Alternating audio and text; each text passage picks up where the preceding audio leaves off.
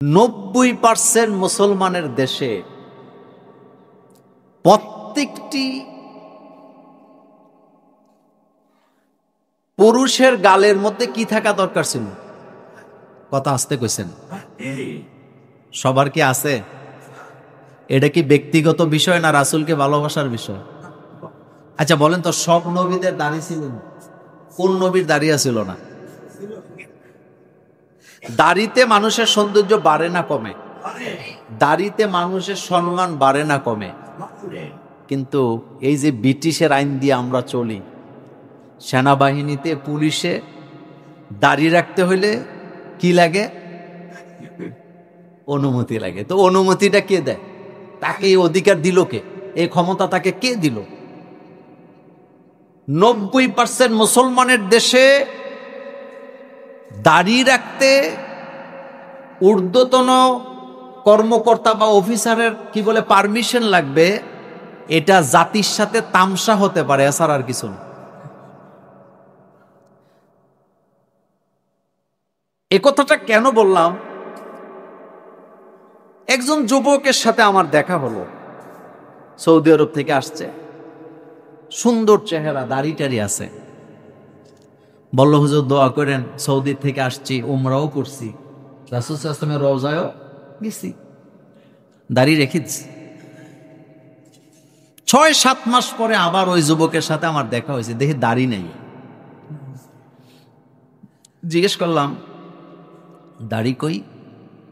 কয়, হুজুর দাড়ি রেখা বিপদে পড়ছিলাম, বিয়ে করতে পারতেছিলাম না, এজন্যে দাড়ি ফালাই দিছি, আবার সৌদি আরব গেলে রেখা। আচ্ছা এখন বলেন তো, সে কি তার স্ত্রীকে বেশি ভালোবাসলো নাকি সে রাসূল সাল্লাল্লাহু আলাইহি ওয়াসাল্লামের দাড়িকে বেশি ভালোবাসলো? স্ত্রীকে ভালোবাসছে, মানে বউ পাইতে দাড়ি ফালাই। আমি হাসি দিয়ে বললাম যে ভাইজান, এদেশের আলেম ওলামার তো দাড়ি রেখে বিয়ে করে, তো তারা কি বিয়ে করে নাই? কয়, হুজুর করছে তো, কিন্তু আমি যেই টাইপের মাইয়া মানে মেয়ে বিয়ে করতে চাইছি, ওই টাইপের মেয়েরা দাড়ি পছন্দ করে না। তা আমি তখন বলেছিলাম, যেই টাইপের মেয়েরা দাড়ি পছন্দ করে না, ওই টাইপের মেয়ে নিয়ে সংসার করাটাও নিরাপদ না, কারণ এটা যে কোনো সময় ফলটি লইতে পারে। কথা কি বুঝে আসছে আপনাদের? পরবর্তীতে শুনলাম ঘটনা ঠিকই, তাইন বিদেশ গেছে আর কি শেষ। আমাদের দেশে যারা বুদ্ধিজীবী হয়, প্রফেসর হয় অনেকে, সবাই না, দাড়িকে পছন্দ করে না, বোরকাকে পছন্দ করে না। তো এখন আপনাদের কাছে আমি একটা প্রশ্ন করি, ডক্টর মোহাম্মদ শহীদুল্লাহর চাইতে বড় পণ্ডিত বাংলাদেশে আর আছেন? উনি কি একটা ভাষা জানতেন না অনেকগুলো ভাষা? তো ওনার দাড়ি আছেন, তো ওনার বোধহয় স্ত্রী নাই। এজন্য চিন্তা করার সময় আসছে, আমি কি আমাকে বেশি ভালোবাসি না নবীকে বেশি ভালোবাসি? আমি যদি আমাকে বেশি ভালোবেসে থাকি, আমি মুমিন হতে পারিনি। হযরত ওমর রাদিয়াল্লাহু তাআলা আনহু রাসূলের সামনে বসা, ওমরের মতো সাহাবাকে আল্লাহর নবী বললেন, ওমর তুমি কি তোমাকে বেশি ভালোবাসো না আমি নবীকে বেশি ভালোবাসো? ওমর বললেন, হুজুর আমি তো আমাকেই বেশি ভালোবাসি। আল্লাহর নবী বললেন, ওমর তুমি যদি তোমাকে বেশি ভালোবেসে থাকো, তোমার ঈমানের মধ্যে সমস্যা আছে। হযরত ওমর কিছুক্ষণ চুপ থাকলেন। চুপ থেকে ওমর চিন্তা করে দেখলেন, ওমরকে গালি দিলে ওমরের গায়ে লাগে না, কিন্তু রাসূলকে গালি দিলে ওমরের গায়ে লাগে। ওমরকে কেউ মারতে আসলে ওমরের খারাপ লাগে না, কিন্তু রাসূলকে কেউ মারতে বললে ওমরের খারাপ লাগে। এবার রাসূল পরিষ্কার করে বললেন, হুজুর আমি তো তখন বলেছিলাম যেটা, আমি সেই কথা থেকে সরে আসলাম। আমি চিন্তা করে দেখলাম আসলেই তো আমি আমার চাইতে আপনাকে বেশি ভালোবাসি। কারণ আমি চিন্তা করে দেখলাম, আপনাকে কেউ কিছু বললে আমার মাকে বাবাকে কেউ গালি দিলে আমার তেমন যতটুকু খারাপ লাগে, রাসূল গো আপনাকে কেউ কিছু বললে আমি বরদাস্ত করতে পারি না। আমাকে গালি দিলে আমি বরদাস্ত করতে পারি, কিন্তু আপনাকে গালি দিলে আমি বরদাস্ত করতে পারি না। এটার দ্বারা আমি বুঝতে পাইলাম আমি ওমর আমার নিজের চাইতে আপনি নবীকে বেশি ভালোবাসি। হযরতে আনাস রাদিয়াল্লাহু তাআলা আনহু বলেন, আন আনাস ইবনে মালিক রাদিয়াল্লাহু তাআলা আনহু قال قال رسول الله صلى الله عليه وسلم لا يؤمن احدكم حتى اكون احب اليه من ولده ووالده والناس اجمعين। তোমাদের মধ্যে কেউ মুমিন হতে পারবে না যতক্ষণ পর্যন্ত তোমাদের ছেলে সন্তান, মেয়ে সন্তান অথবা তোমার মা বাবার চাইতে পৃথিবীর সমস্ত মানুষের চাইতে আমি নবীকে বেশি ভালো না বাসবা। আজমাইন অন্নাসি আজমাইন বলা হয়েছে, পৃথিবীর সমস্ত মানুষের চাইতে নবীকে যে ভালো না বাসতে পারবে সে কখনো মুমিন হতে পারবে। হযরত ওমর রাদিয়াল্লাহু তাআলা আনহু বললেন, রাসূলুল্লাহকে যদি ইত্তেবা করা না যায়, রাসূলকে যদি মানতে না পারো, তুমি মুমিন হতে পারবা না। রাসূলকে অনুসরণ করা লাগবে, রাসূলের নেতৃত্ব মানা লাগবে, রাসূলের বিচার ফয়সালা মানতে হবে, রাসূলের সিদ্ধান্ত মানতে হবে, রাসূলের শিক্ষানীতি মানতে হবে। এর বাইরে গেলে ঈমান থাকার কোনো সম্ভাবনা নেই। একটা বাচ্চা জন্মের পর থেকে 7 বছর বয়স হইলে নামাজ পড়া লাগবে, এই হুকুম রাসূলুল্লাহর পক্ষ থেকে আছে না নাই? জোরে বলেন, আছে না নাই? তো নামাজ পড়তে হইলে আগে নামাজ শিক্ষা করা লাগবে, অজু করতে হইলে আগে অজু শিখতে হবে, রোজা রাখতে হইলে আগে রোজা শিখতে হবে, পবিত্রতা অর্জন করতে হইলে আগে পবিত্রতা শিখতে হবে, ইসলাম মানতে হইলে আগে ইসলাম শিখতে হবে, তাইলেই সে বাস্তব জীবনে ইসলামকে মানতে হবে। কিন্তু 90% মুসলমানের দেশে হাজার হাজার লক্ষ লক্ষ ছাত্ররা প্রাইমারি স্কুলে পড়ে, মেয়েরা পড়ে, ওই প্রাইমারি স্কুলগুলোতে কোনো ধর্মীয় শিক্ষক নাই। পক্ষান্তরে উল্টা আমাদের উপরে বিদেশিরা টাকা দিয়া গানের শিক্ষক নিয়োগ দেওয়ার মতো কুপরামর্শ রাষ্ট্রের জন্য আছে না নাই? আচ্ছা, বিদেশিদের এমন কি ঠেকা যে টাকা দিয়ে আমাদের দেশে প্রাইমারি স্কুলে সঙ্গীত শিক্ষক নিয়োগ দেওয়া, আমাদের ছেলে মেয়েকে গান বাজনা শিখাইতে চায়, তাদের এত উৎসাহ? মনোযোগ আছে? তার মানে বোঝা গেল ভিতরে গন্ডগোল কি? আপনি চিন্তা করেন, ধর্মীয় শিক্ষক নাই, অথচ প্রত্যেকটা গার্ডিয়ান চায় প্রাইমারি স্কুলগুলা কি থাকুক, কিন্তু নাই। এখন বিদেশিরা আইছে, সরকার নিয়োগ দিবে প্রাইমারি স্কুলে সঙ্গীত শিক্ষক, আর টাকা দিবে কারা? বিদেশিরা। তা আপনি বলেন তো, তাদের এত গরজ ডাকেন, তারা কি চায়? আপনি যদি বোকা না হইয়া থাকেন, আপনি বুঝবেন যে আপনার বাচ্চা যেন ইসলামকে প্র্যাকটিস করতে না পারে। কারণ কোমলমতি বাচ্চাদেরকে যা শিক্ষা দিবেন, আলিফ বা তা সা, এটার যে মাখরাজ আছে, ছোট বাচ্চারা যেভাবে এটাকে আয়ত্ত করতে পারে, 25 বছরের যুবকেরা এটা এভাবে করতে পারে না। যার কারণে ছোটকাল থেকে সারে গা মা পা দা নিশা শিখে আপনার বাচ্চাটা তো ইসলাম থেকে যাতে দূরে সরে যেতে পারে, এই জন্যই তারা চেষ্টা করে যাচ্ছে। আর আমি আর আপনি বসে বসে তাসবিহ সূরা জপতেছি। কি জপতেছি? বাংলাদেশের ওলিয়া উলিয়ার দেশে, পীর মাশায়েখের দেশে, শাহজালালের দেশে, শাহ মাকদুমের দেশে, খান জাহান আলীর দেশে, হাজার হাজার লক্ষ লক্ষ পীরদের দেশে, আলেম ওলামার দেশে প্রাইমারি স্কুলে সরকারের পক্ষ থেকে সঙ্গীত শিক্ষক নিয়োগ দেওয়া, এটা কখনো মেনে নেওয়া হবে না। বরং কয়েক যুগ ধরে আমরা দাবি জানিয়েছিলাম ধর্মীয় শিক্ষক নিয়োগ দেওয়ার জন্য। আপনাদের মনে আছে, একটা সময় আমরা যখন প্রাইমারি স্কুলে, হাই স্কুলে পড়তাম, একজন শিক্ষক জোহরের আজান দিলে ব্যাত নিয়া কোথায় কোথায় ঘুরতো বলেন তো? কোথায় নিয়ে যেত? আর এখন আইসে সারে গামা পাদা নিশে শিখা দিবে। সারে গামা পাদা নিশার সাথে আমাদের কোনো সম্পর্ক এমনকি বাংলা সংস্কৃতির সাথে ওইটার কোনো সম্পর্ক নেই। তুমি আসছো আমার বাচ্চাকে গান শিক্ষা দিতে, আর আমি আছি আমার বাচ্চাকে শিক্ষা দিতে চাই লা ইলাহা মুহাম্মাদুর সাল্লাল্লাহু আলাইহি ওয়াসাল্লাম। আমি আমার বাচ্চার হৃদয়ে ওই জিনিসকে ঢুকিয়ে দিতে চাই যেই জিনিস নৈতিকতা শিক্ষা দিবে, যেই বাচ্চা বড় হইলে আমাকে বৃদ্ধাশ্রমে দিবে না, যেই বাচ্চা আল্লাহকে ভয় পাবে, রাসূলুল্লাহর সুন্নাতের প্রতি কি হবে, আকৃষ্ট হবে, ওই রকমের বাচ্চা আমি তৈরি করতে চাই। তোমার সারেগামা পাদানিশার আমার কি নাই দরকার? বাংলাদেশে যেই কয়টা সঙ্গীত শিল্পী আছে তাদের জ্বালাই তো আমরা অস্থির, পাগলের গোষ্ঠী।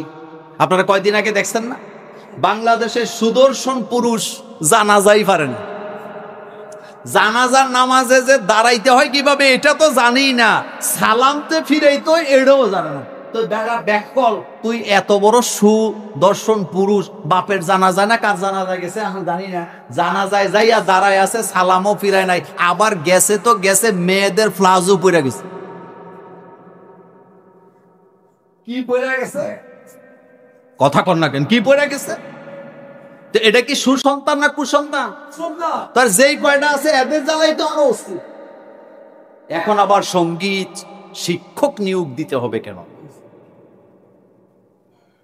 শোনেন, একটা সতর্ক করি, রামেরা বামেরা যত চেষ্টাই করুক, স্কুলগুলাতে এমনি ছাত্র নাই। প্রাইমারি স্কুলগুলা, সরকারি প্রাইমারি স্কুলগুলাতে এমনি কি নাই, ছাত্র নাই।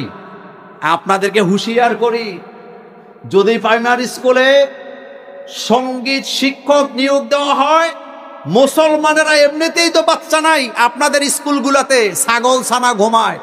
যদি সঙ্গীত শিক্ষক নিয়োগ দেওয়া হয়, এই স্কুলকে আমরা বয়কট করব, প্রয়োজনে মাদ্রাসায় সকল ছেলে মেয়েকে দিয়ে দিব, স্কুলে আমার ছেলে মেয়েকে পড়াবো।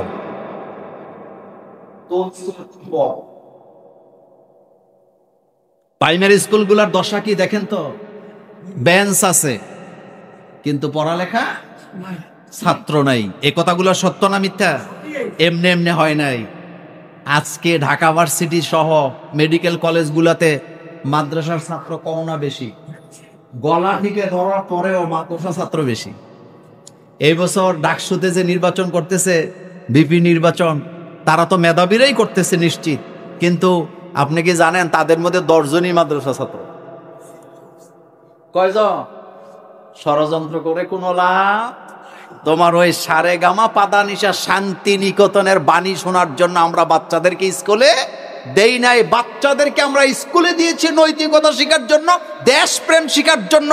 ভারতের গোলামি, বিদেশিদের পা চাটার জন্য বাচ্চাদেরকে আমরা স্কুলে দেই না।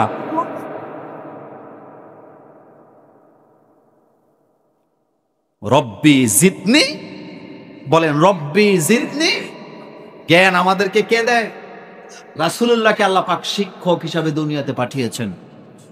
রাসূলের উপরে প্রথম ওহী নাযিল হয়েছে, যাকাতের আয়াত নাযিল হয় নাই, কালেমার আয়াত নাযিল হয় না, পর্দার আয়াত নাযিল হয় নাই, রোজার আয়াত নাযিল হয় নাই। প্রথম কথাটাই নাযিল হয়েছে ইকরা, আপনি পড়েন। শিক্ষা নীতির উপরে আল্লাহ সর্বপ্রথম আয়াত নাযিল করেছেন।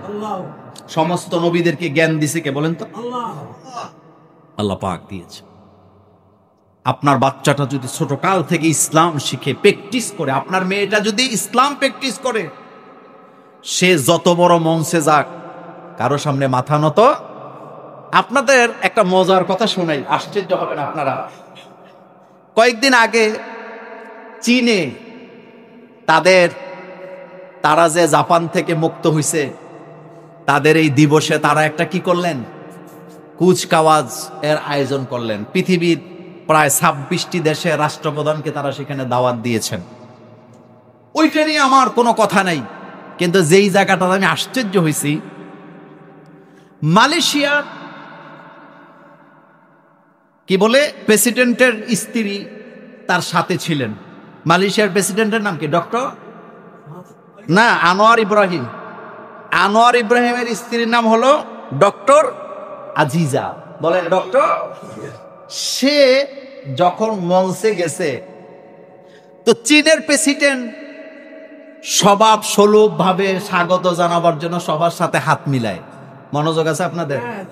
তো প্রেসিডেন্ট আনোয়ার ইব্রাহিমের দিকে যখন হাত দিছে চীনের প্রেসিডেন্ট, তখন সে হাত মিলাইছে, তার পেছনে ছিল তার স্ত্রী। মাথার মধ্যে ঘোমটা আসেনি? কথা কর না কেন? আসেনি? ডক্টর আজিজা, এটার নামটা কি হিন্দু না মুসলমান? এটা কি বৌদ্ধিস্ট না মুসলিম? ডক্টরেট করা মহিলা, ডক্টরেট করা মহিলা, সোজা কথা নয়। মালয়েশিয়ার মতো দেশের রাষ্ট্রপ্রধানের স্ত্রী। যখন চীনের প্রেসিডেন্ট তার দিকে হাত বাড়ায় দিছে, মহিলা কি হাত মিলাইছে না হাত গুটায় নিছে? এটার নাম ইসলাম, এটার নাম। আর আমাদের দেশের ম্যাডামেরা যেখানে যায় বলেন মিলাইনি হাত, ইসলামের সাথে তামসা করেন। কোন মুসলিম নারী যত বড় লিডার হোক, অমুসলিমের সাথে হোক, পর পুরুষের সাথে হাত মিলাতে পারে না। এটা হারাম, এটা কখনো করা যায় না। আপনার স্ত্রী আরেকজনের লগে যদি হাত মিলে আপনার কাছে কেমন লাগবে? আপনার মেয়েটা যদি আরেকজনের সাথে হাত মিলে আপনার কাছে কেমন লাগবে? এই শিক্ষাটা বাচ্চা অবস্থা থেকে দিতে হবে। এটা বুড়া হইলে আর দেওয়া যাবে না, কারণ বুড়া বয়সে আর ওয়াজ ধরে না, তাসির করে না। তখন হৃদয় কি হয়ে যায়? ছোট্ট বয়সে আপনার আব্বা আম্মা আপনাকে নামাজের জন্য তাগিদ দিছে বলে আপনি মসজিদে যান। কিছু কিছু লোক আছে মসজিদে তো আসেই না, ওয়াজ মাহফিলও শোনে না। এরকমের লোক আমাদের বাংলাদেশে নাই? তো রাসূলুল্লাহকে আল্লাহ পাক দিন দিয়ে পাঠাইছেন দিন শিক্ষা দেওয়ার জন্য। আর দিন এটা কি তামসার জিনিস না। মানবতা ইসলাম শিক্ষা দেয়। বলেন মানবতা কে শিক্ষা দেয়? ইসলাম শিক্ষা দেয়। আল্লাহর নবীকে আল্লাহ পাক বলছেন, আল্লাহর নবীকে আল্লাহ পাক বলছেন ইয়াসিন ওয়াল কুরআনিল হাকীম ইন্নাকা লামিনাল মুরসালিন আলা সিরাতিম মুস্তাকিম তানজিলাল আজিজির রহিম। ইয়াসিন এটা আমার নবীর নাম। আলহামদুলিল্লাহ পড়েন। আল্লাহ পাক বলছেন আল কোরআনিল হাকিম, বিজ্ঞানময় কোরআনের কসম করে বলি, ইন্নাকা লামিনাল মুরসালিন, নিশ্চয় আপনি আমার পক্ষ থেকে রসুল হয়ে দুনিয়াতে গেছেন, আলা সিরাতিম মুস্তাকিম, আপনি সঠিক পথেই আছেন, তানজিলাল আজিজির রহিম, আপনার উপরে কোরআন নাজেল এটা জিন বুতেরা করে নাই, এটা আমি আল্লাহর পক্ষ থেকে এসেছে। কোরআন আসছে কার পক্ষ থেকে? কোরআন যেই যুগে নাজিল হয়েছে সেই যুগটা ছিল সাহিত্যের যুগ। আরবের কবিরা কবিতা লেখে লেখে লটকায় রাখতেন, রচনা লিখে লটকায় রাখতেন, আর বলতেন আসো আমারটার মতো লেখে দেখাও। কোরআন যখন নবীর উপরে নাজিল হইল, আরবের কবিরা শিক্ষিত লোকেরা বলতে লাগলো এই কোরআন জিনেরা মোহাম্মদকে শিক্ষা দেয়, অথবা মোহাম্মদ বানায় বানায় এগুলি বলে। তারা বললেন মোহাম্মদ একজন কবি, তারা বললেন মোহাম্মদ একজন সাহিত্যিক, তারা বললেন মোহাম্মদ একজন জাদুকর। প্রত্যেকটা কথার জবাব আল্লাহ পাক দিয়ে দিলেন। আল্লাহ জানায় দিলেন আমার নবী কবি নয়, আমার নবী গায়ক নয়, শায়ের নয়, আমার নবী জাদুকর নয়, আমার নবী হচ্ছেন ইন্নাকা লামিনাল মুরসালিন, আমার নবী হচ্ছেন আমার পক্ষ থেকে রাসূল।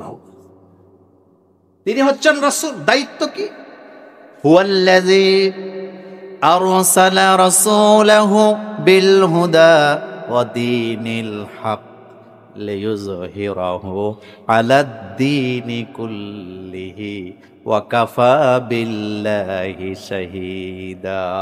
হুয়াল্লাযী আরসালা রাসূলাহু বিল হুদা ওয়া দীনিল হক, আমি আমার নবীকে হুদা মানে হেদায়েত সহকারে, দ্বীনে হক সহকারে দুনিয়াতে পাঠিয়েছি। আমার নবী যেটা বলে এটা হক। বলেন আমার নবী যেটা বলে এটা কি? আমার নবী দুনিয়াতে এসেছেন, আমার কলিজার ভাইয়েরা কোন মাসে আইছে? জোরে কর না। কি বারে রাসূলের জন্ম? সোমবারে রাসূল সাল্লাল্লাহু আলাইহি ওয়াসাল্লামের জন্ম। এটা নিয়ে কোনো একতেলাফ নেই, কোনো মতানৈক্য। কিন্তু কোন কোন বর্ণনায় রাসূল সাল্লাল্লাহু আলাইহি ওয়াসাল্লামের জন্ম হয়েছে রমজানের মাসে, এটাও হাদিসে আছে। বুঝেন নাই? রাসূলের জন্ম হয়েছে কোন মাসে? রমজানে অথবা রবিউলে, কিন্তু প্রসিদ্ধ মত কোনটা? রবিউল। বলেন রবিউল। রবিউল আউয়াল মাসে রাসূলের জন্ম, এটা হলো প্রসিদ্ধ মত। কিন্তু রমজানে জন্ম হয়েছে, এটারও মত আছে। কিন্তু সোমবারে রাসূল দুনিয়াতে আসছেন, এটা নিয়ে কোনো কি নাই। কেন নাই? তার কারণ হলো স্পষ্ট দলিল আছে। আল্লাহর নবী প্রতি সোমবারে রোজা রাখতেন। সাহাবায়ে কেরাম প্রশ্ন করলেন, রাসূল গো, আপনি সোমবারে রোজা রাখেন কেন? আল্লাহর নবী বললেন, এই সোমবার দিনে আমি দুনিয়াতে এসেছি, যার কারণে এই সোমবারে আমি রোজা রাখি আমার আল্লাহর প্রশংসা করার জন্য, আল্লাহর কৃতজ্ঞতা প্রকাশ করার জন্য। আমি কিবারে রোজা রাখি? সোমবার। আমার কলেজার ভাইয়ারা, বিল হুদা, হেদায়েত সহকারে আল্লাহ দুনিয়াতে পাঠিয়েছেন। হেদায়েত জিনিসটা কি? হেদায়েত দুনিয়ার কোন নবীরাও আমাদেরকে দিতে পারে নাই, রসুলরাও দিতে পারে না, পীরেরাও পারবে না, বক্তাও পারবে না, ইমামও পারবে না। হেদায়েত দেওয়ার একচ্ছত্র ক্ষমতা কার? একটা কথা মনে রাখবেন, হেদায়েত কেউ দিতে পারে না, নবীরাও। কোন নবী হেদায়েতের মালিক ছিলেন না। নবীরা যদি হেদায়েতের মালিক হইতেন, দুনিয়াতে গোমরা মানুষ খুঁজে পাওয়া। আমি মোল্লা নাজিম কি যদি আল্লাহ মানে হেদায়েতের মালিক দিত, বাংলাদেশের নেতা নেত্রী দুর্নীতি বা সবগুলোর আমি হেদায়েত দিয়ে ভালো করে দেব, বিশেষ করে জুমুরের কাউকে বাদ দিতাম না। কিন্তু হেদায়েতের মালিক আমার কাছে আছে। আল্লাহ রাসূল সাল্লাল্লাহু আলাইহি সাল্লামের চেয়ে ক্ষমতাধর নেতা, নবী, নেতাই বলেন বা উস্তাদ বলেন, রাসূল বলেন, আর কেউ তখন ছিল? কিন্তু নিজে চাচাকে কিনতে পারেন না, পারছে? চাচার কাছে যায় বলতেছে, চাচা আপনি আমাকে ভালোবাসেন, এই ভালোবাসা দিয়ে আপনি তো জান্নাতে যেতে পারবেন না, ভালোবাসার নমুনাটা বেশি ভালো না? আমাকে ভালোবাসার প্রধান নমুনা হলো আমার প্রতি ঈমান আনা লাগবে। আপনি ঘোষণা দেন, লা ইলাহা ইল্লাল্লাহ মুহাম্মাদুর রাসূলুল্লাহ সাল্লাল্লাহু আলাইহি ওয়াসাল্লাম। এবার চাচা কয়, বাতিজারে সব মানতে রাজি আছি, এটা মানতে রাজি নেই। নামাজ পড়তে রাজি, রোজা রাখতে রাজি, উমরা করতে রাজি, হজ করতে রাজি, মসজিদ বানাইতে রাজি, কবরস্থান বানাইতে রাজি, কিন্তু আল্লাহর জমিন, আল্লাহর দ্বীন ইসলাম দিয়া চলুক, এটাতে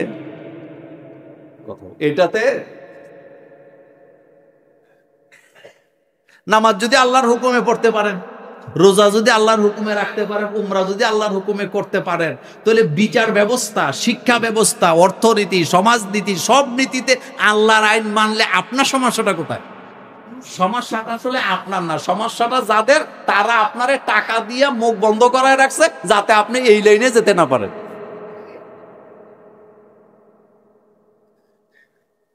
কথা কি ঠিক বললাম? এবার রাসূল কয়, চাচা ঠিক আছে আপনি কালিমাটা পড়েন। চাচা কয়, আমি দুনিয়ার মানুষের কাছে বেইজ্জতি হইতে পারবো না। এবার রাসূল কয়, চাচা গো, আপনি যে কালিমা পড়বেন এটা আমি কারো কাছে বলবো না। কয়, বাতিজা এটাও হবে না। এবার রাসূল বলতেছেন, চাচা জোরে কালিমা পড়ার দরকার নাই, আপনি শুধু ঠোঁটটা, কথা কর না কেন, আপনি শুধু ঠোঁট নাড়েন। হাসরের ময়দানে আমি বলবো, আল্লাহ আমি সাক্ষী, আমি নিজের চোখে দেখছি আমার চাচার ঠোঁট নাইরা নাইরা কালিমা পড়ছে, আপনি আমার চাচারে জান্নাত দিয়ে দেন। জান্নাতে যাওয়ার জন্য শর্তই হলো ঈমান। বলেন লা ইলাহা ইল্লাল্লাহ মুহাম্মাদুর, আশহাদু আল্লা ইলাহা ইল্লাল্লাহ ওয়া আশহাদু আন্না মুহাম্মাদার। এটা বলা ছাড়া জান্নাতে যাওয়া যাবে না। চাচা বলে, চাচা বলে না, কয় না এটাও হবে না। রাসূল কাঁদতেছে, চোখ থেকে পানি পড়তেছে, রাসূলের গাল বেয়ে বেয়ে, দাড়ি ভিজে ভিজে, বুক ভিজে গেছে। জিবরাইলকে আল্লাহ কয়, জিবরাইল যা, আমার নবী তো পাগল হয়ে গেছে চাচা রেখে দেওয়ার জন্য। আমার নবী পেরেশান হয়ে গেছে, কান্না করতেছে। তুমি যে আমার নবীকে জানায় দাও, ইন্নাকা লা তাহদি মান আহবাবতা ওয়ালাকিন্নাল্লাহ ইয়াহদি মান ইয়াশা। নবী আপনি চাইলেই তো যারে তারে ভালোবাসা হেদায়েত দিতে পারবেন না, কারণ হেদায়েতের একচ্ছত্র মালিকানা কার? মনোযোগ দেন। হযরত আদম আলাইহিস সালাম নবী নিজের ছেলে কাবিলকে হেদায়েত দিতে পারে নাই, কথা কন না কেন? হযরত নূহ আলাইহিস সালাম নবী নিজের ছেলে কেনানকে হেদায়েত দিতে পারে নাই। মনোযোগ আছে আপনাদের? আমার কলিজার ভাইয়েরা, নবী হইয়া নিজের ছেলেরে হেদায়েত দিতে পারে না। ইব্রাহিম আলাইহিস সালাম নবী, নবী হইয়া নিজের বাপের হেদায়েত দিতে পারে নাই। হযরতে লূত আলাইহিস সালাম নবী, নবী হইয়া নিজের স্ত্রীকে হেদায়েত দিতে পারে নাই।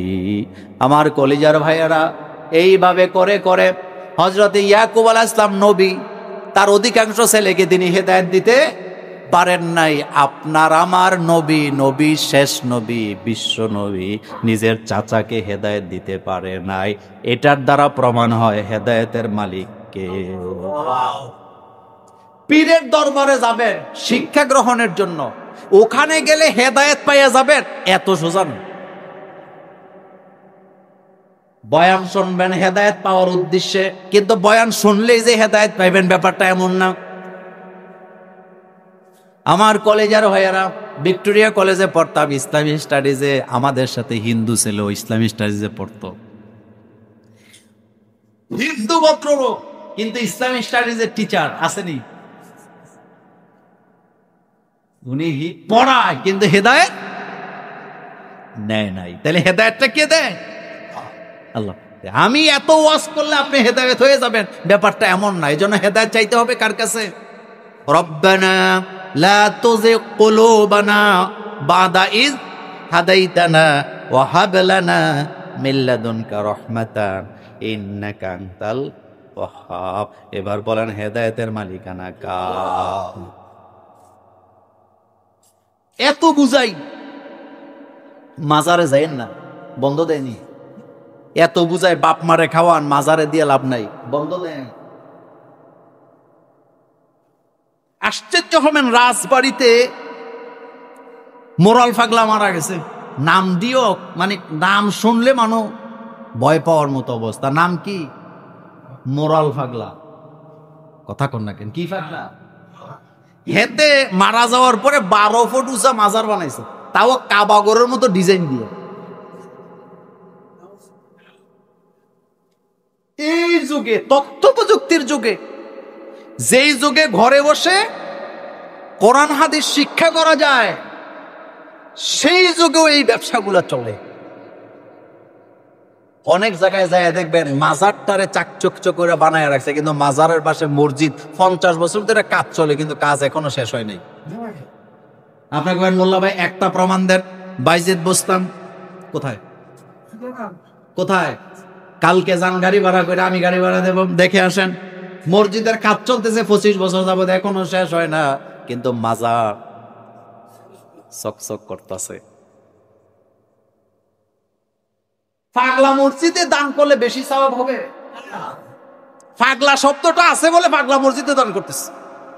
পাগলা মসজিদে যাইয়া দান করার নমুনা কি? কেউ দান করে রাখো আল্লাহ শেখ হাসিনাকে ফেরত দাও, আবার কেউ দান করে আল্লাহ শেখ হাসিনা যাতে জীবনে আর ফিরতে না পারে। এই কাগজ বাক্সে দিতে পাইছি, কথা কর না কেন? পাইছেনি? তাইলে বোঝা গেল পাগলা মসজিদে এত টাকা কেন দেয়? আসলে আল্লাহর জন্য দেয় না, পাগলা শব্দটা আছে বলে পাগল হয়ে গেছে। ওখানে টাকা দিলে বেশি যাওয়া হবে, তার নিয়তের কি হবে?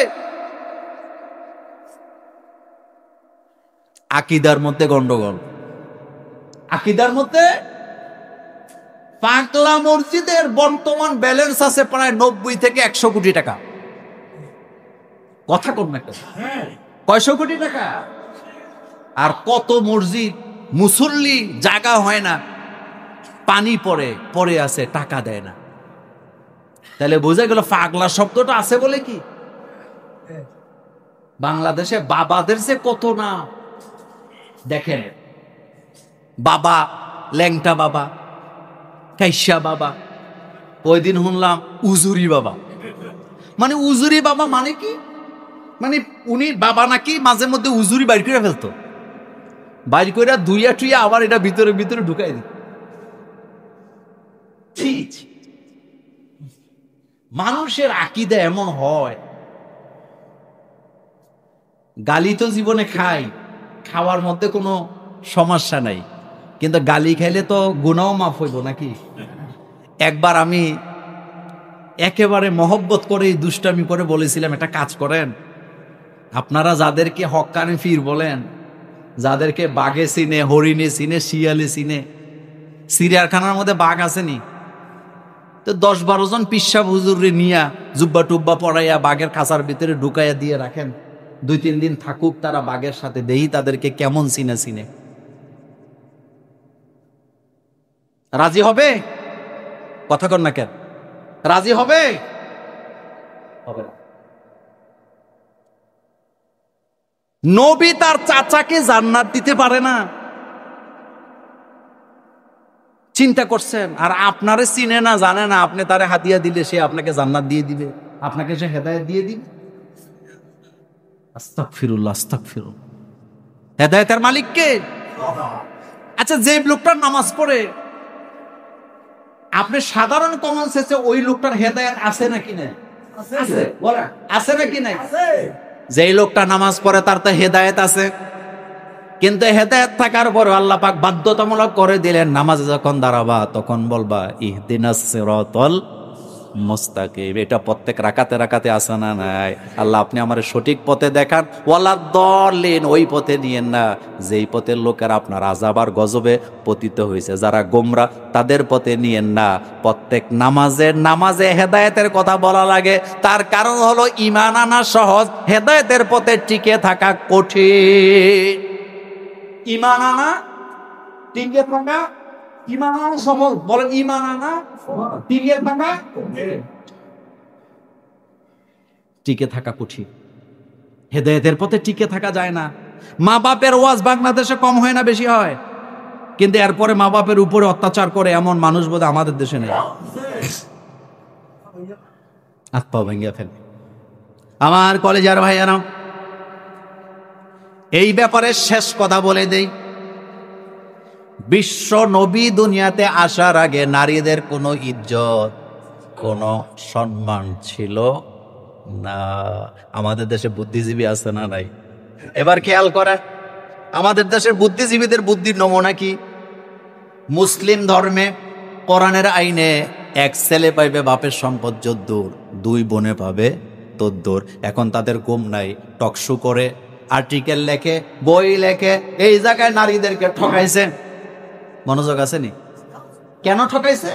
কারণ ছেলেরে দিছে যদ্দূর, মেয়েদেরকে দিছে তা অর্ধেক, মানে 1 ছেলে 2 মেয়ে, ঠকাইছে। এই বুদ্ধিজীবীদেরকে যদি আপনি যায় প্রশ্ন করেন, আচ্ছা ঠিক আছে, ইসলাম কোরআনের আইনে তো বাপের সম্পদের ভিতরে মেয়ে অর্ধেক পায়, ভাইয়ের অর্ধেক পায়, ঠিক আছে, কিন্তু হিন্দু ধর্মে, খ্রিস্টান ধর্মে, ইহুদি ধর্মে তো বাপের সম্পদে মেয়েদের কোনো অধিকারই নাই। তাদের বিরুদ্ধে কথা বলস না কেন, তখন দেখবেন চেহারা কালা। হিন্দু ধর্মে বাপের সম্পদে মেয়ের কোনো অধিকার নাই, খ্রিস্টান ধর্মে নাই, ইহুদি ধর্মেও, বৌদ্ধিস্ট ধর্মেও নাই। বলেন আছে? তো তাদের বিরুদ্ধে, হেরান ধর্মের মধ্যে নাই, তাদের বিরুদ্ধে কথা বলে না। আর ইসলাম নারীদেরকে অর্ধেক দিয়া জিতায় দিছে, এটার বিরুদ্ধে কথা বলে। মূলত ইসলামের বিরুদ্ধে কথা বলা তাদের ট্রেডিশনে পরিণত হয়েছে, বিদেশ থেকে টাকা খাইয়া চিরদিন ইসলামের বিপক্ষে কথা বলছে। প্রথম আলো হয় একটা পত্রিকা বানানো, আপনি গত 12 বছরের টাইম দিলাম, অতীতের 12 বছরে প্রথম আলো যদি একদিন মসজিদের পক্ষে, ইসলামের পক্ষে লেখছে, আপনি একটা আর্টিকেল দেখাতে পারেন, আমি আপনাকে পুরস্কার দেব।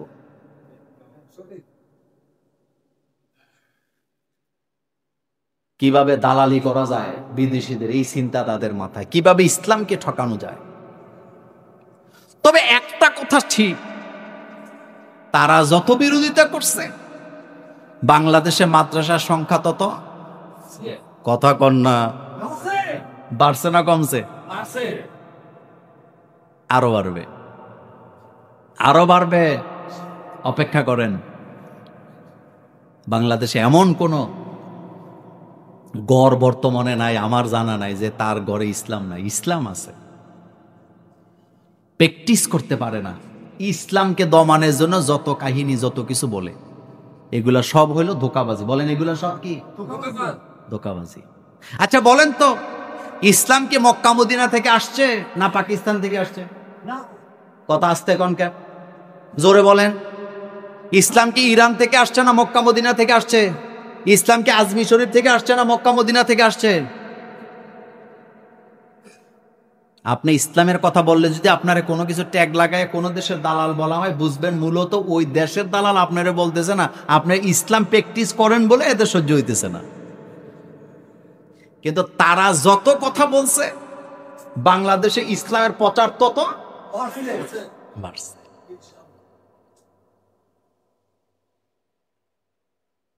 গত 20 বছর মাদ্রাসার ছাত্ররা ছাত্রীরা মেধার যোগ্যতা দিয়ে প্রমাণ দিছে থামানো যাবে না। বাংলাদেশে কাউমি মাদ্রাসায় ছাত্র নাই বোধহয়, কাউমি মাদ্রাসায় এক সময় সরকারি সার্টিফিকেট ছিল না মনে করে, কিন্তু ছাত্র কি কম ছিল? হেফজখানায় ছাত্র কম আছে? বাংলাদেশের কোনো হেফজখানায় ছাত্র জায়গা হয় না, কোনো কাউমি মাদ্রাসার ছাত্র জায়গা হয় না। যখন ভার্সিটির ভর্তি পরীক্ষার সময় আসে, পত্রিকার পাতা খুললে দেখা যায় মেধা তালিকায় ক ইউনিট, খ ইউনিট, গ ইউনিটে ফার্স্ট কোন জায়গার ছাত্ররা? ইসলাম। ইসলাম বলেন কি? ইসলাম। রাসূলকে আল্লাহ পাক বললেন, নবী আপনি আপনার চতুর্পাশে তাকাইয়েন না, মানে চতুর্পাশের মানুষগুলা কি করে এটা আপনি দেখেন না, আপনি তাই করেন, আপনার রব আপনাকে যা করতে বলে আমি তো তাই করব, আমার রব আমাকে। আমার কলেজার ভাইয়ারা, এবার আসেন নবীর চরিত্রের ব্যাপারে শেষ কথা বলি আজকে।